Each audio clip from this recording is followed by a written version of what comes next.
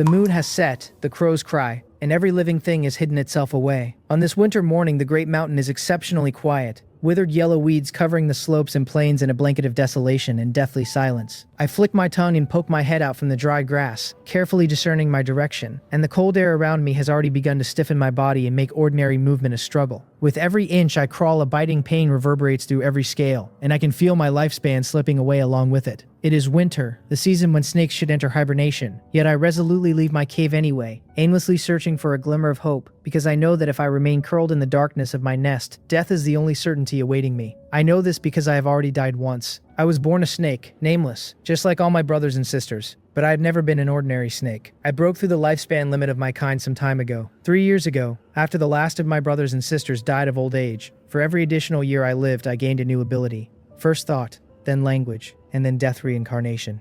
Even now, as I crawl through the frost, a brief human phrase rests in my consciousness, informing me that death reincarnation has been triggered, and that I have 9 uses remaining.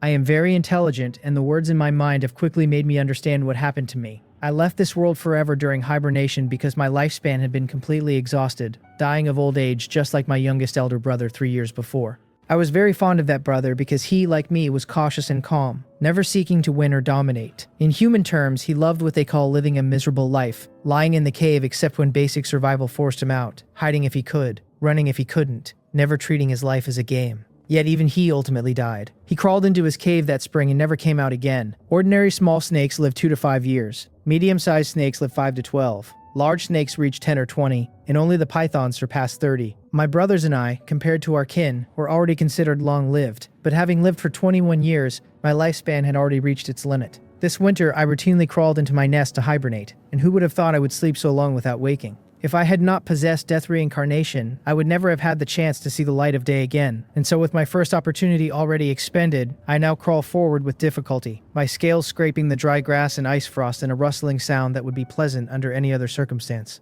Soon my belly is covered with a thin layer of frost, and the rising sun melts the frost into water droplets only for the cold to refreeze it into ice almost at once. Such repeated torment is torture for me, but I must endure it because it is better to use my last breath outside seeking an opportunity than to quietly wait in the cave for certain death. When I woke from hibernation the year before last, I mysteriously found myself able to understand human language. At that time I had not yet become the Snake King, and this mountain had not yet been renamed Snake Mountain. People from the village below often climbed up to gather herbs, and I would listen from the brush as the old herb gatherers told stories to the younger ones. Legend has it, they said, that during the Shang dynasty a fox fell in love with a human king and tasted 100 herbs in her desire to transform into a beautiful woman, dying 8 times before finally becoming human. There was also a creature called a weasel which worshipped the moon on its death day, blocked roads to beg for a title, and cultivated to become a spirit. And among humans too, there were cultivators of the Tao who upon reaching a certain realm could have a lifespan as long as the heavens in eternal youth. What I seek is such a miraculous encounter, such a fate, and I have an inexplicable intuition that an opportunity awaits me somewhere ahead, one that can let me break through my lifespan limit. I deeply trust my intuition because it has already saved me from many dangers. While I think, my body gradually stiffens, my movements slow, and only now do I realize that coldness can dull thought itself. Soon my bodily functions stop and sink, and the world plunges into darkness. And in that darkness, a passage of text appears in my mind telling me that when I woke up again, I realized hibernation this winter would never let me wake. So I went out on the 4th day of the 12th lunar month defying the cold wind, only to freeze to death halfway. Death reincarnation has been triggered, the text tells me, and I have 8 uses remaining. I regain consciousness, and so that is how it is. Tapping the ground gently with the tip of my tail, I begin to think. If I take no action and stay in the cave, I die. What should I do? My consciousness lingers on that last passage. The 4th day of the 12th lunar month, defying the cold wind, froze to death halfway. The words keep rearranging themselves in my mind until suddenly everything becomes clear. The key to the problem lies in timing. On the 4th day of the 12th lunar month, the cold wind howled and dark clouds hung heavy, and the moment the moon set and the sun rose was an even colder moment when all things frosted over. Choosing to leave the cave at such a time was naturally courting death, but if I chose to go out when the sun was bright and the air warm, the outcome might change. A surge of joy rises from the depths of my heart as I consider what a powerful ability this is. If it were any other snake, even one able to restart again and again, it would never reflect on past failures and would inevitably stumble in the same place repeatedly. I have always been very cautious, and even understanding my own ability, I will not treat my life as a game and just try things. Even attempts must be meaningful attempts. I lie quietly in the cave, pressing my body tightly against the earthen wall so I can detect the changes in temperature outside. And though the habit of hibernating for 20 years leaves my consciousness hazy, drifting between darkness and blur. I force my willpower to remain clear. Inside the cave, I cannot perceive the passage of time, but after an unknown period, I suddenly become alert as I feel the rock wall I am pressed against grow very warm enough to let me move freely. I raise my head and stretch my long body, my stiff bones making slight cracking sounds that feel incredibly comfortable. And then I eagerly crawl out of the cave to find, indeed, a rare sunny winter day. The warm winter sun shines on the earth, making even the withered grass appear charming, and I find myself thinking with delight that I must be the only snake to ever see the great winter sun. The time is ripe, and I begin my plan, which is simple enough. Wait for warm weather, leave the cave to seek an opportunity, and from then on, neither look back nor change direction. If I encounter difficulties, I will use death reincarnation, and when I restart, I will choose a different direction and continue. I have allocated my 8 remaining attempts according to the human cardinal directions: east, south, west, north, southeast, northeast, southwest, northwest, and I begin with east. I slither through the dry grass, raise my head and flick my tongue, and using the shapes of trees and the position of the sun, I discern the way and glide forward. The text in my mind tells me that through 2 deaths I gained experience and chose to leave the cave on the 12th day of the 12th lunar month when the warm sun was high. That heaven seemed to favor me as the next 3 days were warm and sunny, that I traveled east for 3 days and eventually arrived at a cliff where I discovered a peculiar plant. A crimson fruit shaped like a fiery cloud, colored like red blood, tasting like intense flames. Seeing no path forward, I decided to swallow this miraculous fruit, but a quarter of an hour later my abdomen was unbearable and my entire body felt as if it were being roasted by a fierce fire, and I ultimately died in desperate struggle. Upon my 4th restart, I chose south. The text says, I traveled south for 5 days gaining nothing, and on the 6th day, heavy snow fell. In half an incense stick's time, the earth was covered in silver. I was buried under the snow and quickly frozen into a hard stone, and the heavy snow took my life. This time I chose west. After only 2 days of travel, I discovered an unusual phenomenon. A remote village surrounded by a flock of crows, black wings obscuring the sky, their caws incessant. I bravely crawled forward, was soon discovered by the flock, and in my futile struggles, their sharp talons and beaks tore my body into pieces, and I lost consciousness in extreme pain. Death reincarnation has been triggered, the text says coldly. Remaining uses 4. On the 6th time, starting over, my heart is lost and heavy, and I am hesitant, and I decide to expend 1 precious death reincarnation opportunity to verify an idea. This time I do not crawl out of the cave at all, but choose to enter hibernation directly, just like the very beginning. Having lived 21 years, long past the lifespan limit of my kind, my body is old and frail, unable to bear the burden, and I close my eyes forever in my nest, dying of old age. Death reincarnation has been triggered, the text says.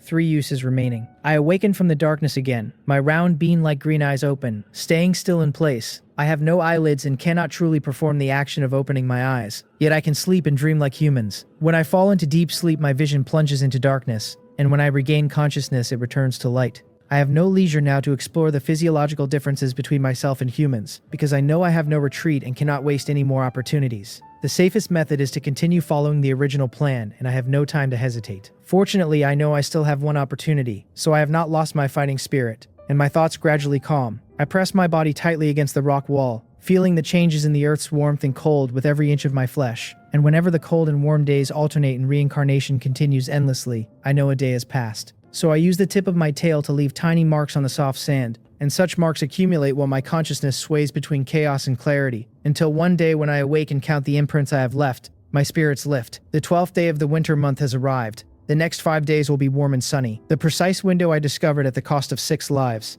Almost without hesitation, feeling the slowly warming earth, I sway my body, drill out of the cave, and swim northward. In the biting cold of winter, all is silent, and it seems as if I am the only living creature in the world. I like this environment very much, for although there are no prey, there are also no risks, and there is a sense of boundless freedom as if the world is vast and I may roam at will. Before leaving, I swallowed a few pre-prepared reserve meals. Not too much, fearing they would affect my movement, but enough to sustain me for 5 to 7 days. I am not a fragile creature like a human who needs 3 troublesome meals a day. 1 full meal normally sustains me 10 days, and in a famine year my kind can enter a dormant period, surviving a year or longer without food or drink. My body glides through the withered grass, rustling as I go, and on the first day I move through the mountain forest and nothing happens. On the second day I crawl out of the mountain forest before sunset. On the third day I pass the village at the foot of the mountain. This village is called Yijawan, and its villagers live off the mountain, making their living by catching snakes, hunting, and gathering medicinal herbs. One of my children was harmed by the people of this village. Various creatures on the mountain were often caught, skinned, and eaten. And later, when I became the king of the mountain, I led a group of snakes to severely retaliate against them. After which the mountain was renamed Snake Mountain, and no one dared set foot on it again. As I pass through the village, I make a small sound that attracts two thin middle-aged men who have come out to relieve themselves by the roadside, and one of them whispers uneasily that he hears the sound of a snake crawling. The other looks around nervously and says not to talk nonsense. It is the dead of winter. Where would there be snakes? But I have already hidden in a corner and erased my traces, and they cannot find me. After a while, they relax, and the first man says that life is getting harder and harder, the crops are bad and strange things are everywhere. And he mentions that a relative returning from the city spoke of a place near Tubo called the Great King of Spiritual Inspiration lives, and every year the villagers must offer a pair of virgin boys and girls for it to eat, or it will stir up trouble. The other disagrees. Pitiful what, he scoffs. By offering virgin boys and girls, Chenja village has favorable weather all year round, and who knows how big their harvests are. If not for the protection of the spirit monster, even more children would starve. They wonder whether their own mountain has a spirit monster too, and their voices drift off into the night. After they leave, I emerge from the darkness, their words echoing in my mind, and a faint, elusive inspiration begins to grasp at me. I hesitate over whether I should wander into the village to seek my own opportunity here, but after a moment of thought, I abandon the idea. My grudge with Yi Ji-wan is too deep. A blood feud would not be an exaggeration, and entangling with them would surely lead to endless trouble. There is still time. I can continue searching. In the dark night, I sway my body and head north. On the 4th day, nothing happens, and on the 5th day, the journey is smooth. But at this point, a faint regret begins to grow in me because the deadly heavy snow arrives silently, and I no longer have the opportunity to return to Yi Ji-wan. On the 18th day of the winter month, goosefeather snow falls from the sky. In the blink of an eye, I am covered in white. Flakes of crystal fall countless helpless moments. My body gradually stiffens, and my consciousness grows dim in despair. However, this time there seem to be some subtle changes. In the chaos, I feel my body lifted into the air, then entering a warm, confined place, warmth radiating from the surface that touches me, and under that nourishment, my body gradually revives. After an unknown period, I regain the ability to think and move, but I do not act rashly, because I realize I have been tucked into someone's embrace. The person walks a long way home and meets his daughter, who asks what he has tucked in his arms. Oh, he answers, he found a frozen snake by the roadside on his way back from the market. It was so pitiful, so he brought it back. I hear the little girl's panicked retreating footsteps, and after a long while, the girl finally calms herself down and asks if her father has heard the story of the farmer and the snake. The man scratches his head and says he hasn't, and the girl tells him the story. On a cold winter day, a farmer on his way home encountered a frozen snake, pitied it, and placed it in his embrace, and when the warmth from his body revived the snake, it awoke and revealed its cruel nature, inflicting a fatal bite upon him. Before he died, the farmer sighed that he had saved a pitiful venomous snake and deserved such retribution. The girl's voice is calm, carrying a warning tone, and I do not like this story at all. I feel the man's body stiffen slightly as she tells it. By now I already understand I have been saved from the winter snow by a farmer, and what a strange person he is, I think to myself. Over the years I have encountered many people, greedy, fearful, cruel, terrifying, but never one who would place a snake against his own chest. Just as my thoughts are racing, I pause, then suddenly become ecstatic as a fresh passage of text appears in my mind, telling me I have triggered the innate divine ability Snake of Connections. Origin, the text says, Fate brought a farmer and a snake together on a winter night, and the story of the farmer and the snake has just begun. Congratulations, I have successfully triggered a connection and activated the divine ability Household Guardian Immortal. A piece of information suddenly appears in my mind. The so-called Household Guardian Immortal is a name for a deity in Chinese folklore, the exclusive protective god of a family and surname, ensuring peace in the home, abundant harvests, and flourishing livestock. Household Guardian Immortals are usually categorized as Hu, Huang, Bai, Lu, and Hui. Fox, Weasel, Hedgehog, Willow, and Rat, and among them the Fox Immortal excels at charm, the Weasel Immortal at disturbing the mind, the Hedgehog Immortal at acquiring wealth. As for the Willow Immortal, its specialty is subduing demons. I am the Willow Immortal. Just as I am struggling to digest the information, a woman's voice reaches my ears. She says that wretched girl has been spouting nonsense since she hit her head a few days ago and woke up. That she has never heard any of these stories before, that a mere girl should not talk like this or she might be taken as a prodigy, tied up, and burned. A heavily pregnant woman walks out from the inner room, burly with a hint of fierceness on her face, and as she speaks, she raises her hand as if to strike. The girl immediately cowers silent as a quail, taking several solid blows across her back, while the pregnant woman turns her fury upon the sturdy farmer, calling him an oaf, and saying what the girl told in her story was not wrong. No matter how good-hearted he is, how could he kick a snake into his own bosom and bring it home? A snake isn't human. How would it understand good or bad? How would it know he put it in his bosom to save it? It will probably bite him as soon as it wakes up in a panic. I silently nod in my heart. She is right. According to the nature of ordinary snakes, this is indeed what would happen. The farmer lowers his head and remains silent, just like the girl. And seeing this, the pregnant woman grows even more furious, pointing at him and shouting that he should take the snake out and throw it far away outside. No, he should chop it up with a knife first, and then throw it out, or she will never feel at ease. Upon hearing this, I, who had intended to continue feigning sleep and observing,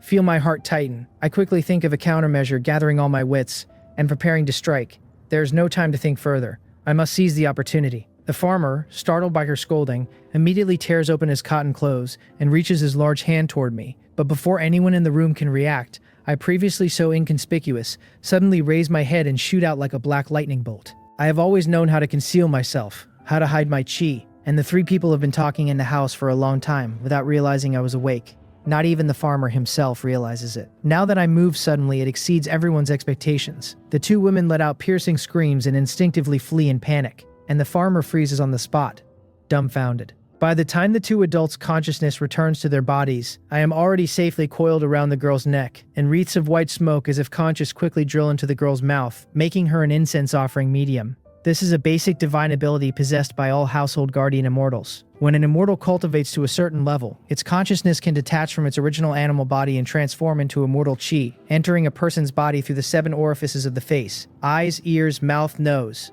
and that person becomes the incense head through whom the household guardian immortal speaks and acts. I gained this divine ability the moment I activated my household guardian immortal status. Though my current ability is still very weak, I can only control beings with very weak consciousness, and logically even a child I should not be able to possess at will. But for some reason the daughter of this family is like an open cave. When I probe, I encounter no resistance whatsoever, unlike the farmer, who is like a stubborn rock, stinking and hard, or the pregnant woman, who is like a ball of fire that makes my liver ache. So I make a decisive decision and quickly take control of her body. The woman screams in terror again and retreats in panic, at a loss, while the sturdy farmer reacts more quickly, roaring her name and striding toward me. I sense his strong desire to attack, his air of fearlessness, and my body throbs with a premonition of being torn apart. So I hurriedly open the girl's eyes wide and shout through her mouth for him to stop. It is very difficult for me to speak for the first time. The voice that emerges is completely different from the girl's original clear tone, hoarse, deep, eerie, unpleasant to listen to. And as a snake, the emotions in my words are extremely faint and cold. Fortunately, such a voice is very intimidating. The woman's scream cuts off at once. She cowers in the corner, gasping, trying to calm herself, and the farmer pauses his steps slightly,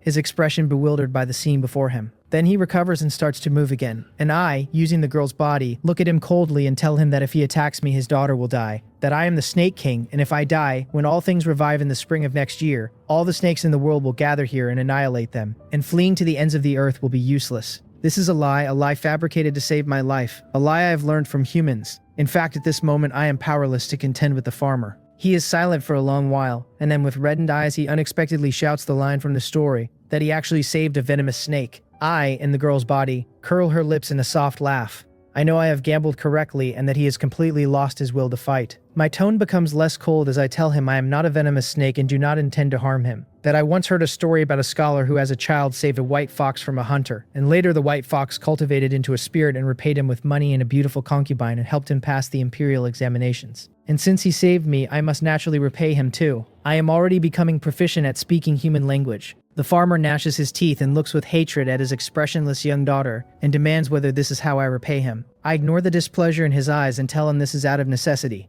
that there are too many treacherous and cunning people among his kind. And moreover, his wife said she would chop me up with a knife and then throw me out of the house, so I had to be on guard. The farmer falls silent. At some point, the pregnant woman has come up behind him, clutching his sleeve tightly, and they exchange glances and the woman averts her gaze. They say nothing. I make my demand. Within 3 days, no matter what method they use, they must build an immortal altar for me in their home and find 3 sticks of incense to light for me. This is my opportunity. From now on, I can become a true immortal, cultivating with the incense offering given by humans, increasing my cultivation and prolonging my life. As long as the incense offering continues, immortality will not be difficult. Henceforth, I tell them, on the 1st and 15th day of every lunar month, they must offer incense to me, and in return, I will guard their home, ensuring their peace and good fortune and abundant wealth throughout their lives. The eerie, chilling words are uttered syllable by syllable through the young girl's mouth, and the farmer and the woman remain silent as the room falls into a deathly quiet. Human fear of snakes is ingrained in their bones, and when the snake can speak through their own familiar daughter, someone familiar doing terrifying things, makes them even more afraid. Outside, heavy snow falls. The wind rages.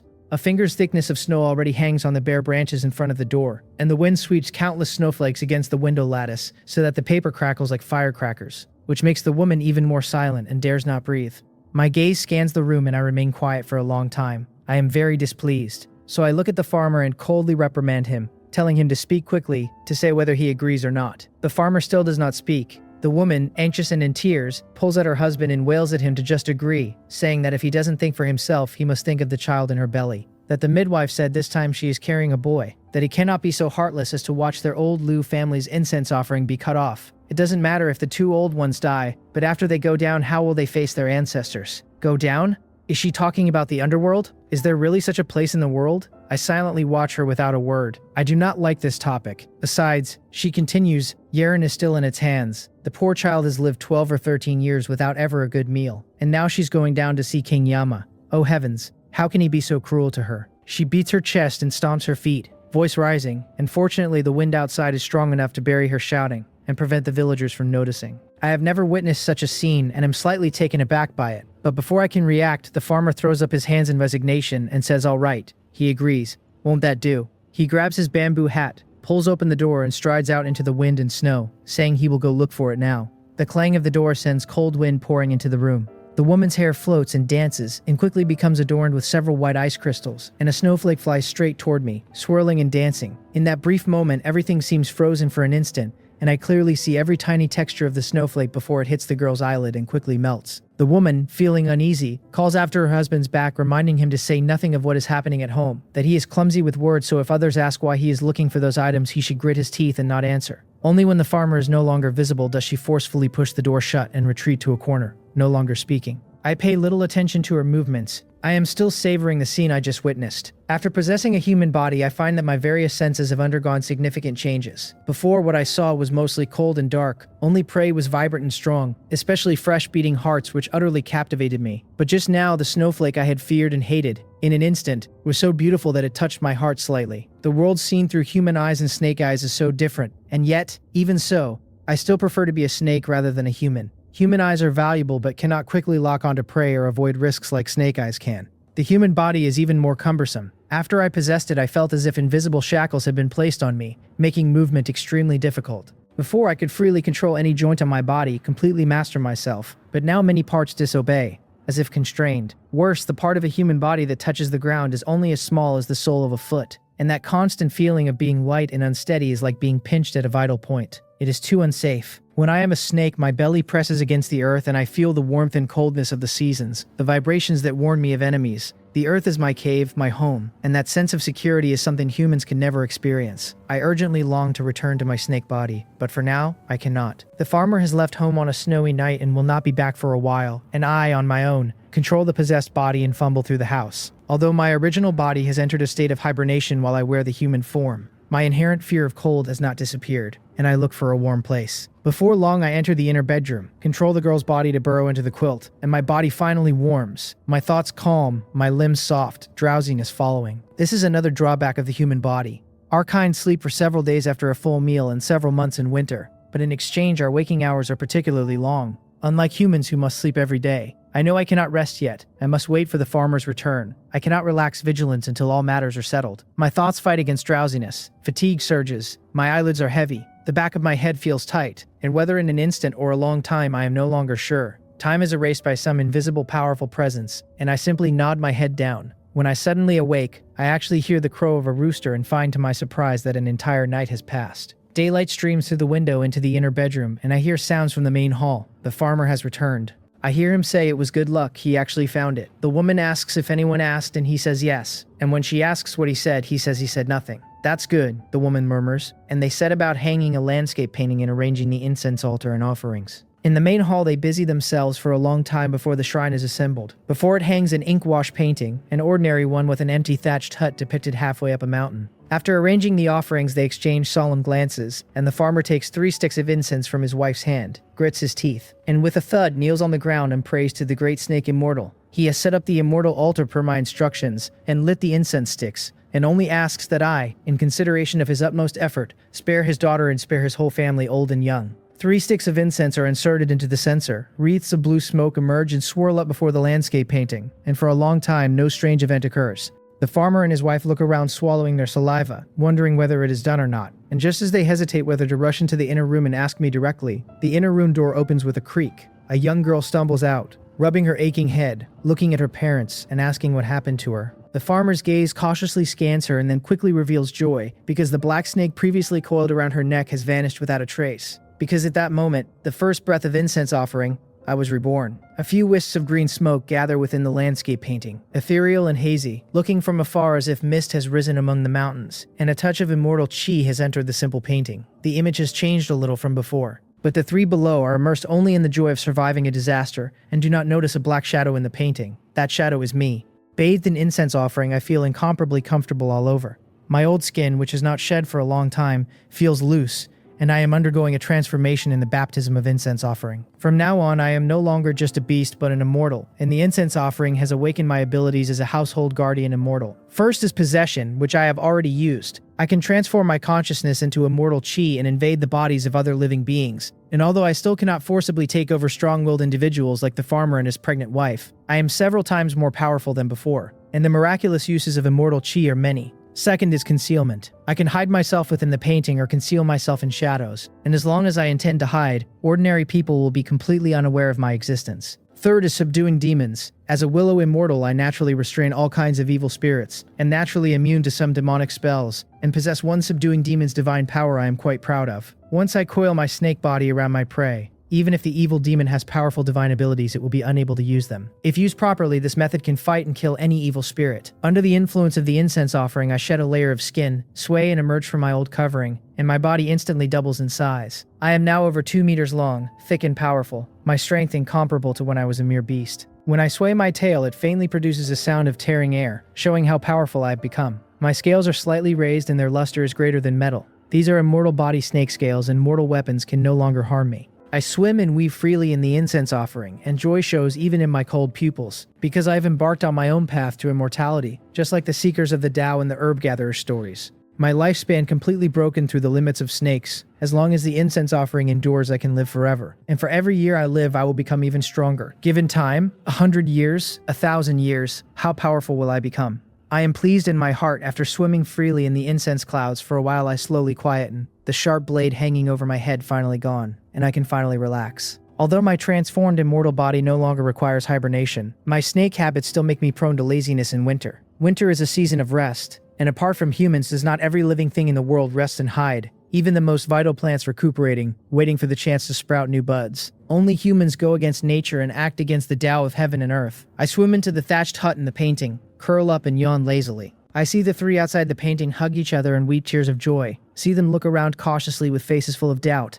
and then see them go from being on tenterhooks to letting out a sigh of relief.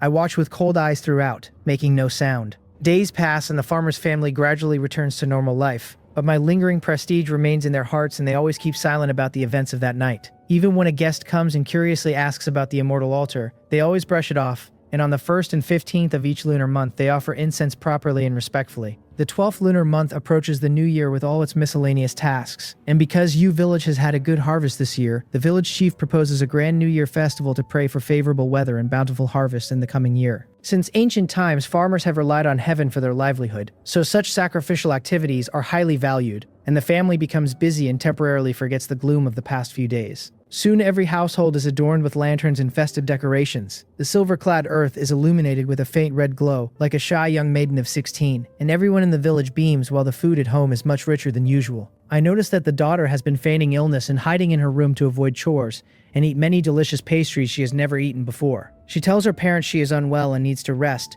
but when no one enters the room, she happily eats pastries and dried fruits, not looking ill at all. She should be grateful I am not as mischievous as a fox immortal, or her life would certainly not be so easy. Life is always unpredictable. Even if one does not seek trouble, trouble comes knocking. On the 8th day of the 12th lunar month, a young woman with a headscarf, a floral jacket, red lips, and white teeth comes to the farmer's house to arrange a marriage for the young girl. This woman holds her head high, her clothing is not as simple as a farmer's family's, and there is no subservient air in her brows. The farmer and his wife, however, regard their visitor highly and immediately offer her a seat, tea, and pastries. The young woman does not waste words. She asks how old the daughter is this year and why she isn't called out to have a look. Che-yun answers apologetically that her daughter is only 13 and caught a cold a few days ago, so she is not coming out. The little girl, however, has heard the commotion and has quietly slipped out of bed to eavesdrop by the door.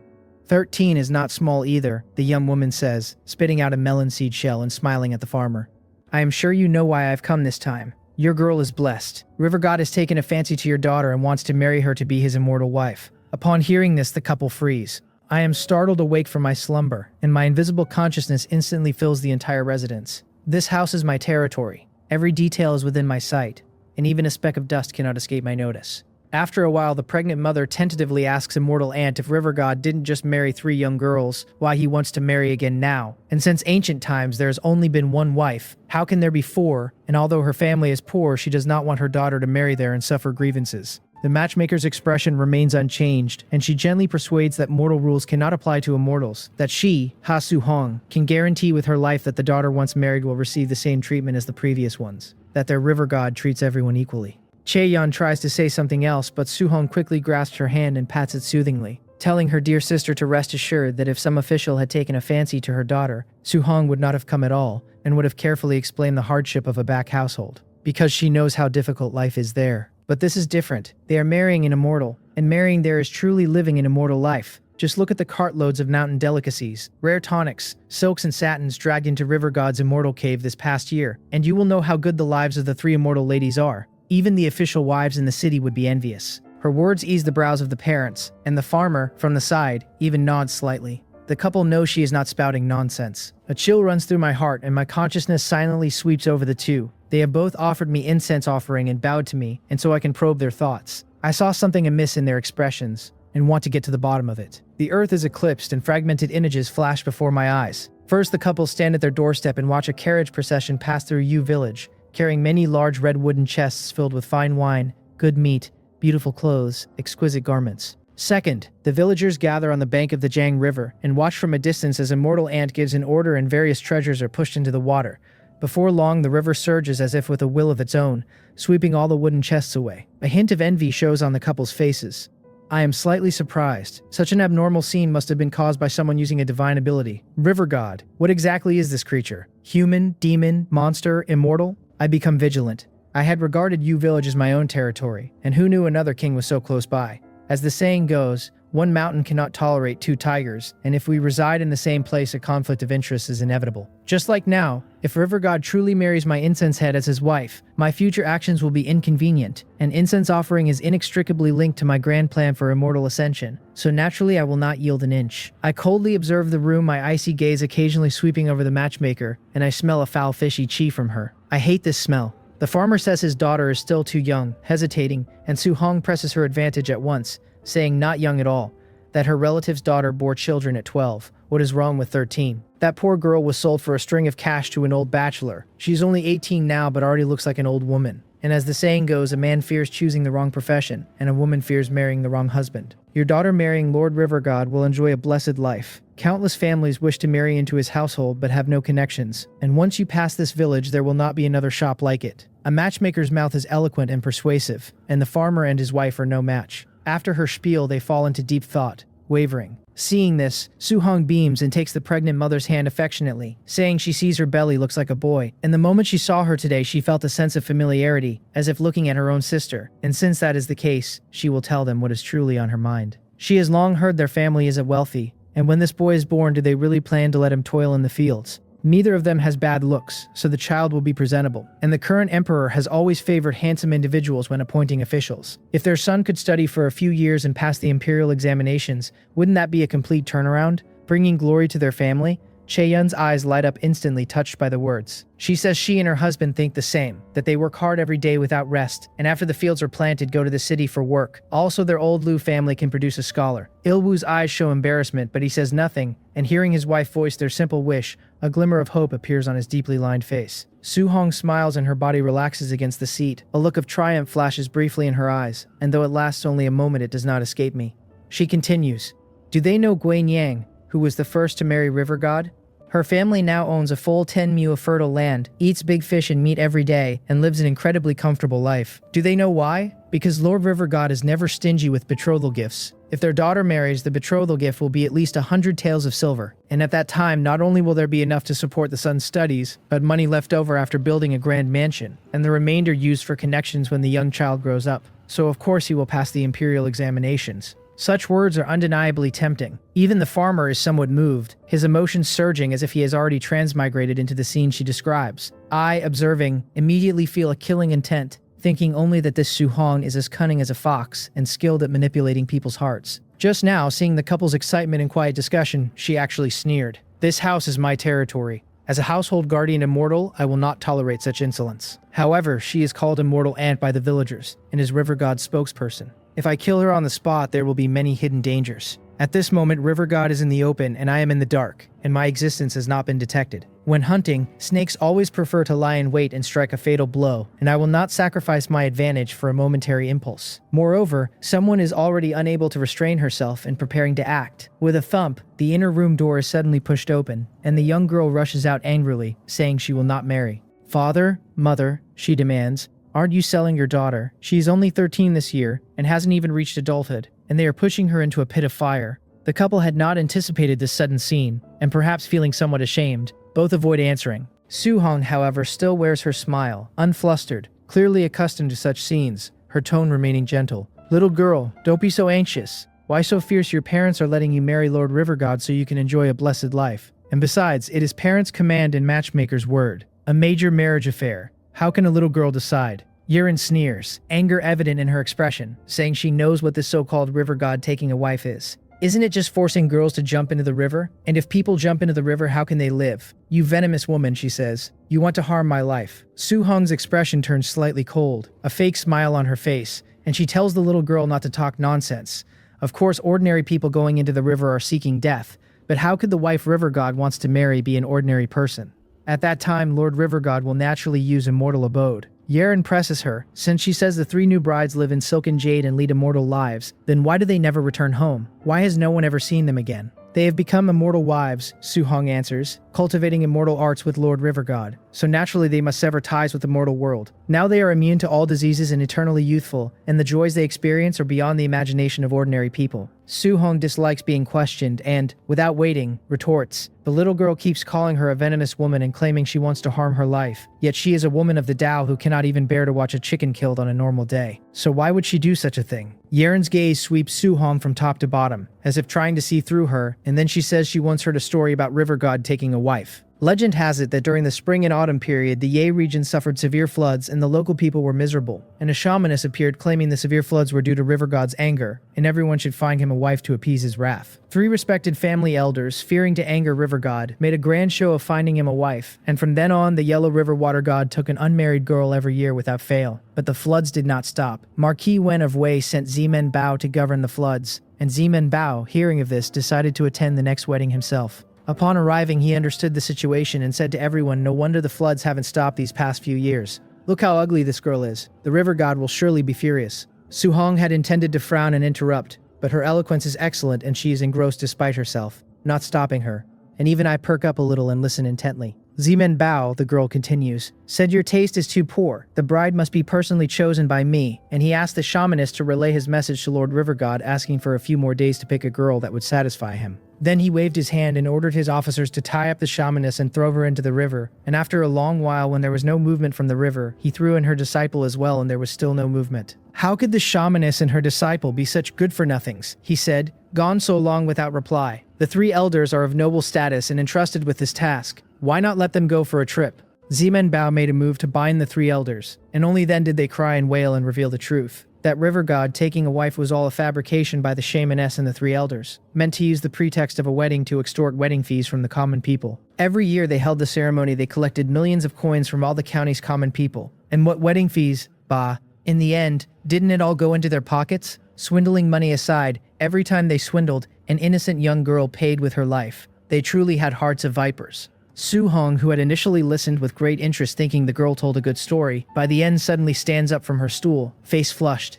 "What storytelling? Isn't this beating around the bush to curse someone?" The brat almost pointed at her nose and started cursing, and the more she thinks about it, the angrier she grows, never expecting that after being clever her whole life she would end up being played for a fool by a little girl. She is angry, ashamed, and a little guilty, and her voice is sharp as she cries nonsense. Utter nonsense. Looking around, she sees her good brother and good sister, whom she had previously coaxed into joy, now have strange looks in their eyes, and she disregards her dignified demeanor and begins cursing outright. If Ilwu does not want to marry his daughter off, she snaps. Just say so. Would she Su-hong force him to do it? Why go to all this trouble with the daughter to put on such a big show and make a fool of her? Without waiting for the couple to explain, she storms out, continuing her threats as she goes, saying it is also because River God is kind-hearted that down-and-outs like them think they can bully him, and if it were a few years ago he would have long since captured them and drowned them. She calls out their names, Cheong Il-woo, Chae-yun, just you wait, and slams the door behind her. The couple follow, trying to stop her with pleas, but she will not be stopped, and when they return home they are full of complaints, showing how severely frustrated they are. Chae-yeon even severely scolds Yerin, and Yerin refuses to back down, causing chaos in the house, and the farce ends with the little girl getting a beating. If it weren't for the fact that it is currently the spring festival, and they worry about offending Soo-hong, they probably would not have let Yerin off so easily. During all this I take no action. It is freezing cold now, which should be my hibernation time, and even with my immortal body appearing in winter greatly diminishes my divine ability. Moreover, this year is quickly coming to an end. After I break through the great barrier of life and death and live another year, I will gain new abilities, and by then with winter gone and spring arrived my life chi will be strong and powerful, and it will not be too late to make thorough preparations and plan my next move. I am always cautious and never do anything of which I am not sure. As night falls, the family of three, each with their own worries, toss and turn. The worried couple whisper to each other. What should they do now? Chae-yeon has heard that this summer Soo-hong went to the village cripple's house to arrange a marriage, and they chased her out with a broom, and as a result, their land soon suffered disaster and the people fell ill. They all say it was River God's punishment. If there's no other way, she says, then they can only do that. It's not a big deal for them, but if it implicates the whole village, that brat. She hasn't suffered through hard times for nothing in previous years. How dare she be so presumptuous? Marrying River God is going to enjoy good fortune, and she is unwilling. I'd like to see who she wants to marry. I understand their worries. They have personally witnessed River God's divine ability, and that immortal method of controlling river water, if not truly extraordinary, how could it appear in this world? However, in Il-woo's words, there seems to be another hidden meaning. My consciousness silently sweeps over them and gray-white images flood my mind. They are currently thinking of River God, and all their images are related to him. I uncover more information. 3 years ago, the Jiang River suffered severe floods. Not only were crops often submerged, but even people were swept away, and the Liu family once had an elder daughter who disappeared during the flood. During that period, the nearby villages were in unspeakable misery. The villagers could barely fill their stomachs. Until a year ago, Soo-hong appeared and declared the floods came because the Jiang River had an owner. A river god had emerged, and he was angry because the villagers had overfished and disrespected the deities. If his wrath was to be appeased, he had to be given a wife and various treasures. And surprisingly, ever since they followed the instructions to arrange marriages for River God, the floods immediately receded. Every major village near the Jiang River has experienced favorable weather and abundant harvests since. And coupled with many villagers having witnessed River God perform immortal techniques to control the river, they hold even greater reverence for him. The couple have vivid memories of the earlier floods and famine, and frightened by Soo-hong, they lose their composure at once. Il-woo even considers sending his daughter away to ensure the safety of the entire village. My eyes grow cold. I will not allow such a situation. At the same time, I develop a murderous intent toward this river god I have never met. Although he has not attacked me, his mere residual power threatens my plan for eternal life. How can I allow others to sleep soundly on my couch? Lying on her side in the small hut, Yerin stares wide-eyed, unable to sleep, and after an unknown time she grits her teeth and climbs out of bed. She endures the pain of her beating, rummages for incense sticks, goes to the kitchen to light them with a fire starter, and quietly comes to the bottom of the landscape painting. That night when she came to her senses, she felt excruciating pain and recalling only remembers a large black snake darting from her father's arms and rushing toward her. She has no other memories, later events told to her by her parents, and she is very afraid of the mysterious incident that happened to her. But the fear has transformed into an incredibly powerful belief. Her gaze is mournful yet incredibly solemn. Great Immortal, save me, she says. Great Immortal, save me. Great Immortal, save me. After 3 heavy kowtows, she stands and tremblingly inserts the incense into the burner. Wisps of blue smoke rise and swirl, and a peculiar fragrance permeates the room. The blue smoke is contentedly inhaled by me through mouth and nose, sweeter than any delicacy I have ever swallowed, even comparable to the exhilaration I felt the first time I was offered incense and swam in the offering. Dark scales flash before the burner as I glide out from the painting, my tail smoothly suspended from the roof beam, and I stretch my neck and quietly extend my head before the girl. As I slowly approach her, fear renders her immobile, and my body and she are one above the other, gazing at each other across the space, in my eyes coldness and indifference, in hers panic. Everything comes with a price, I transmit into her mind. I cannot speak and must use my incense head to speak and act, but I can communicate telepathically with her, and she has a special physique extremely easy to link with, so the conversation is not difficult. She slowly calms, swallows a mouthful of saliva, and looking at the black head before her asks with difficulty what price she must pay. I hear her heartbeat, rapid like drum beats, and I flick my tongue and move closer. Serve me as your master, I tell her, and remain unmarried for life.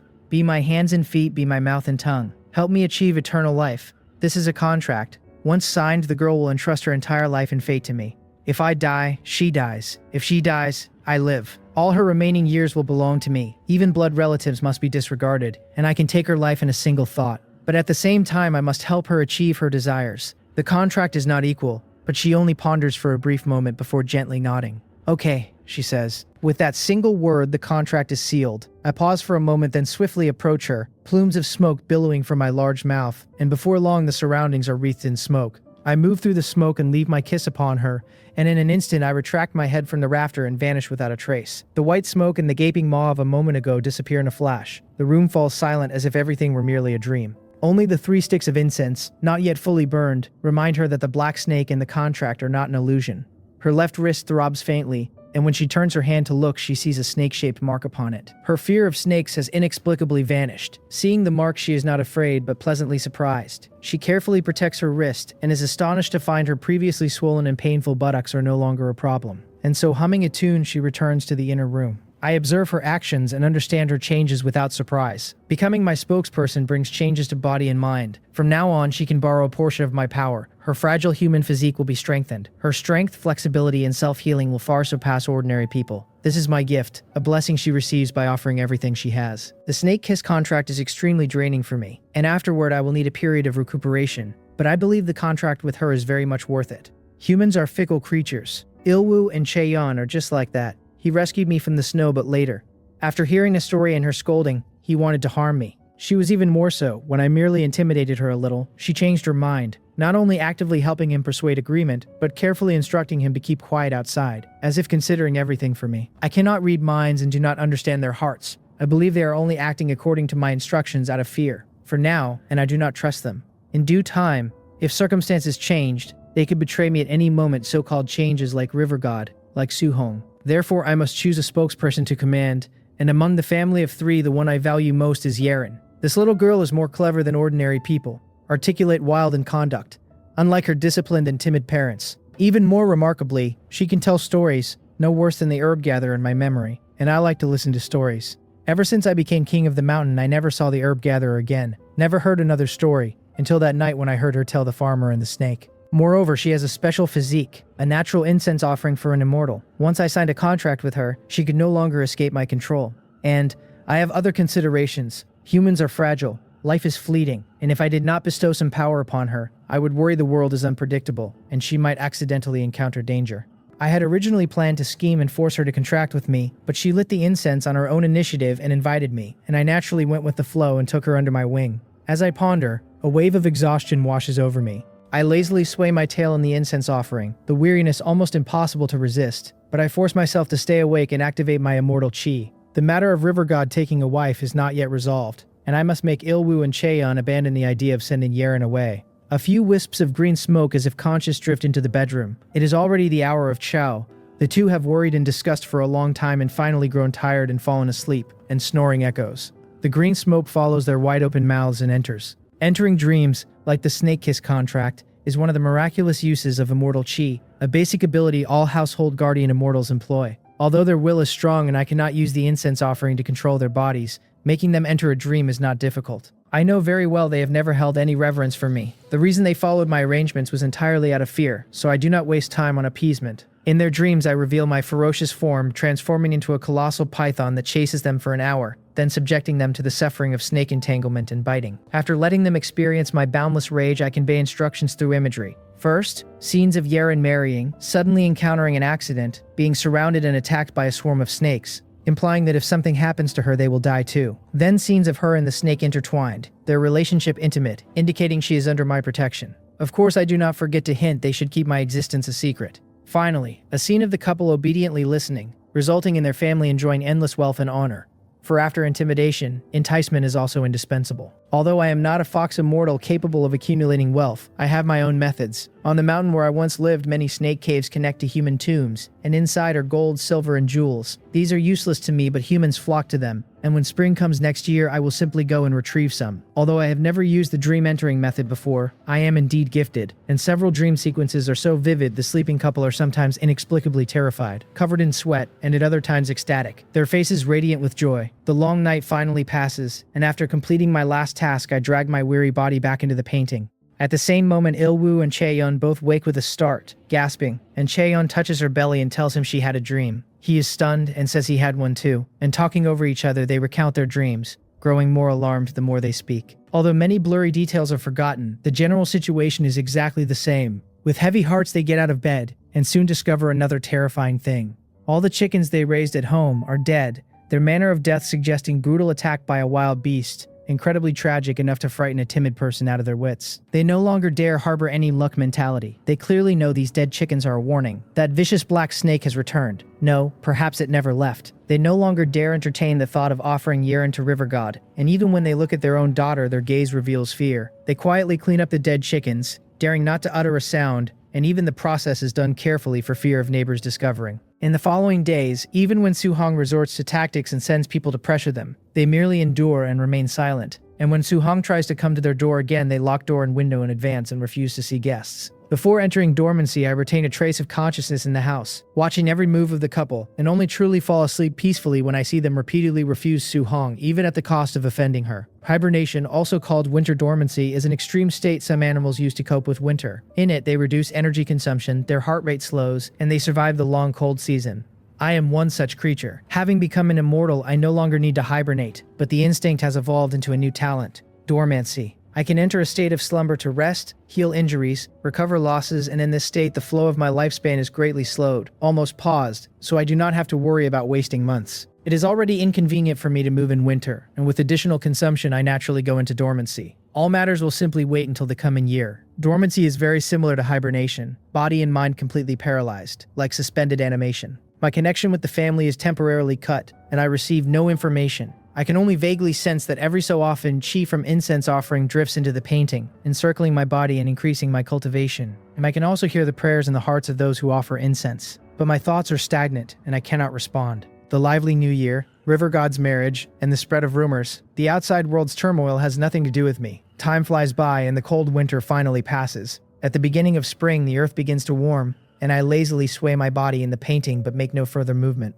During rainwater, a continuous drizzle falls between heaven and earth, and the temperature drops a few degrees, causing me to curl up slightly. During awakening of insects, clouds rumble and thunder rolls continuously, and the dormant me is suddenly startled awake. I lift my head from my coiled body, yawn, straighten my body and stretch. My stagnant thoughts quickly return. I am awake. I first examine myself and find that my previously depleted vitality has indeed recovered, and because the family has been diligently offering incense for several months, my cultivation has increased compared to before. Besides these changes, the surprise I have been waiting for also arrives. I have survived the cold winter, grown 1 year older, and gained a new ability. King of Snakes. I am the King of Snakes, and all the snakes under heaven obey my command, and even if it means sacrificing their lives for me, they will not hesitate. A strange feeling flashes through me. When I was rescued from the snow by the farmer, to survive I fabricated a lie, that if I died all the snakes under heaven would gather in this place and completely exterminate the farmer's village. In fact, at the time I did not possess this ability. Although I dominated Snake Mountain, not all snakes obeyed me, and even less would they descend and become enemies with humans for me. And those foolish snakes wouldn't even understand such complex instructions. But after acquiring this ability, I have truly become the King of Snakes. As long as I give the order, all the snakes under heaven will obey without question, a suppression from their very blood. Even the foolish ones may not understand, but they will do as told. My former threat to the farmer's family has become reality. I am very satisfied with this ability. Having briefly been the Snake King on Snake Mountain, I deeply know how terrifying it would be if all snakes united to attack an enemy. However, this ability currently has a distance limitation. I raise my head and open my mouth, and with a hiss, a cold light flashes in my eyes as a sound wave inaudible to ordinary people drifts from the painting. The snakes swept by the wave raise their heads and look around in confusion. This is a meaningless command, just a test. The wave retracts and I discover my ability extends only 5 li in radius. In the side chamber, Yeren suddenly wakes from sleep. She is no longer an ordinary person and can perceive unusual things, especially matters concerning me. Her face fills with joy and she quickly walks out of her bedroom wearing her underclothes with a jacket draped over, hurrying to the painting to ask whether her master is awake. Outside, lightning flashes and thunder rumbles, the bright flashes intermittently illuminating the room, and accompanied by the bursts of thunder, her voice seems to carry apprehension and anticipation. With a boom, amid the flickering of darkness and light, I appear on the roof beam, flick my tongue, and answer silently. My dark snake head is still as frightening as before, and now possesses the added air of majesty naturally exuded by a king. Compared to our last meeting, fear still lingers in her eyes, yet there is also a hint of excitement. Quite normal, and in the future she will become even more infatuated with me as the snake kiss is subtly changing her psyche. Many things have happened during your slumber, she tells me. Please allow me to tell you. Speak quickly, I transmit. Yes, she says excitedly. She pauses and recounts. Before the new year, her parents thrice refused Su-hong, completely offending her, and from then on they were ostracized by some villagers. This was because Su-hong had previously offered advice to nearby villages, prompting everyone to arrange marriages for River God and offer treasures. The approach had cured the local water disaster, and nearby villages, having suffered floods for a long time, had seen the whole past year favorable. So many firmly believed in River God. Su-hong accumulated prestige and engaged in factionalism, and when those people learned the Liu family refused to offer their daughter, fearing to offend River God, they harbored considerable resentment. If the family went out, they would hear gossip and suffer cold stares. Fortunately, Su-hong's influence had lasted only a year, and her foundation was not deep, so it did not make life impossible. They simply closed their doors and minded their business. After our family offended Su-hong, Yerin tells me, people often came to curse at our doorstep, and some threw filth at our house, and my parents worried daily. Relatives and friends, afraid of being implicated, dared not approach, but some people came secretly at night, bringing food or giving a few small coins. I paused slightly, flicking my tongue in thought. I know that seeking advantage and avoiding harm is the nature of living beings, and when I heard the family was ostracized and villagers ganged up, there was no ripple in my heart. But this secret kindness at night puzzles me. Why would those people do that? My father is kind-hearted, Yerin explains calmly. In the past, when other families were in trouble, he would help whenever he could, and this time when our family was in trouble, some people secretly assisted us. Of course, she adds, this time he also saw through the true faces of some people. I nod, signaling her to continue. I certainly wouldn't let Su-hong off so easily, she says. I found an opportunity to spread the story of Zeman Bao exposing River God's deception, and sure enough, more voices of doubt arose outside. Su-hong was rejected when she came to propose, and would have to find someone else, and Yerin's action was intended to interfere with her plans. Most of those who questioned Su-hong were families she had targeted intending to forcibly marry off their daughters, and the daughters who had been married off before mostly vanished without a trace. Even with her eloquence, people harbored doubts, and the story Yerin spread sounded plausible. People always prioritize their own survival over others. A knife does not hurt until it cuts your own body. When others were unwilling to marry off their daughters, they remained indifferent, thinking the others were deliberately harming the village. But when it came to their own families, the story was different. This time, River God's marriage faces considerable resistance, and during the peak of the rumors, some even saw Su-hong with chapped lips, clearly stressed. Unfortunately, she has many supporters, people unwilling to marry off their own daughters, but even more unwilling to offend River God. Fearing another flood, and having suffered disasters, they are unwilling to gamble even on a 1 in 10,000 chance. As the wedding date approaches, more and more people unite to pressure the targeted families, and those who previously refused face more ostracism. Just as every family was in danger and people were in panic, a family unexpectedly stepped forward, the family whose eldest daughter was the first to marry River God as a spring wife last year. This family was poor, an elder seriously ill, and at that time, even knowing it might mean death, the eldest daughter chose to marry for a large dowry. Now they step forward again. Not for money. The family has deep affections. With the dowry, the elder's illness was cured and their lives improved. Originally a joyous occasion, but every time the family thought of their eldest daughter, who was completely out of touch, it felt like a lump in their throat. They did not know how she was now or even if she was alive or dead. After Yerin spread the story of Zeman Bao, the family became even more restless. And finally, the youngest daughter decided she would marry River God as winter wife. Her only purpose was to go to his immortal abode to see how her twin sister was doing. Alive, she wanted to see her corpse. Although the two sisters had delayed their own marriages in earlier years to care for the elders, and were now getting on in age, they were still unmarried maidens, and Su-hong, unable to find anyone else, accepted with great joy. Before descending into the Jiang River, Yerin tells me, the youngest daughter stood in a red wedding gown on the snow and swore to everyone, no matter what kind of immortal realm she faced, she would not be lost in it and would at least bring a verbal message home to report her safety to her parents. As soon as the words were spoken, countless people felt at ease, and everyone felt the truth about River God would soon be revealed. Is there a follow-up, I ask? Yerin's storytelling is excellent, and as she speaks, I seem to see a bride walking amidst a crowd, suddenly turning, lifting her red veil, swearing to the heavens, her hair flying, a look of determination on her face starting everyone, a strong wind blowing her veil away with the swirling snow. A slight emotion stirs in my heart, but I do not know why it is moved. At that time I was hiding in the crowd, she tells me. Su-hong showed no panic at the youngest daughter's action. Later, to counter the rumors, she personally went down the river, sharing a boat with her, escorting her to the immortal abode. I personally saw the river surge, carrying the small boat into the undercurrent, and after 3 incense sticks of time, Su-hong returned alone. She said the youngest daughter was very excited upon seeing her sister in the wondrous immortal abode, waited for a long time before asking her to convey a message, and when she related to the family, they wept with joy. Afterward, Su-hong frequently visited the immortal abode to deliver messages for the brides. At this point, Yerin's gaze is solemn. The matter of River God should be true.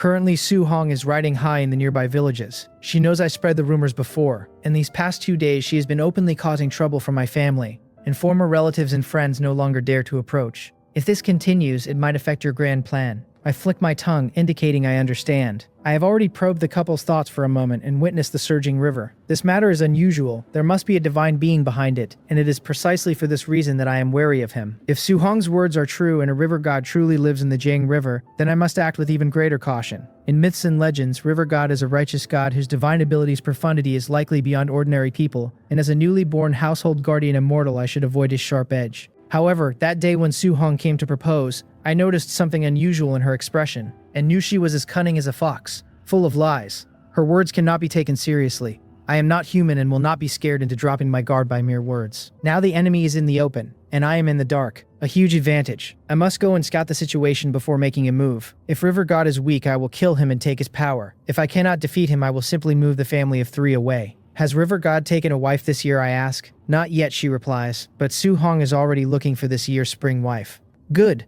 I gracefully swim toward the painting, my cold voice echoing in her mind. This time when he takes a wife, I will attach my consciousness to a water snake and follow the bride into his immortal abode and investigate. When my dark tail disappears into the painting, the eerie feeling in the room seems to vanish with it, and the young girl, after waiting a moment and seeing no further movement, retreats to her bedroom. During the following period, I appear again before the couple to comfort them. They are ostracized in the village, their lives difficult. They are anxious all day long. Chaeyeon is heavily pregnant, and prolonged stress has made her unwell. I do not scare them this time but reassure them, stating that with me present, I will surely protect the peace of their home and moreover ensure their family enjoys endless prosperity. However, for now, the family must remain inactive and act according to their usual customs. When River God's spring wife is married off, I will naturally take action. To reassure the two, I use my Snake King's might to summon a small snake. I separate a wisp of consciousness, transform it into immortal chi, forcibly occupy the small snake's body, and then, as this snake, lead Ilwu to Snake Mountain to seek treasure. Although I can manipulate a group of snakes to retrieve treasures from a tomb, or even have snakes deliver money to Ilwu's home, such a situation would be too bizarre. If someone saw it, it might alarm River God and cause trouble. It is most appropriate to first have the snakes retrieve the treasures and then have Ilwu bring them back. The couple initially have doubts, but firstly their family is indeed struggling recently, and secondly, they deeply fear me and dare not disobey. So finally Ilwu grits his teeth and, guided by me, secretly leaves home under the stars and moon. Although he walks quickly and often hitches rides on villagers' ox carts, he ultimately cannot travel day and night without rest like I can. So the journey takes him 3 days.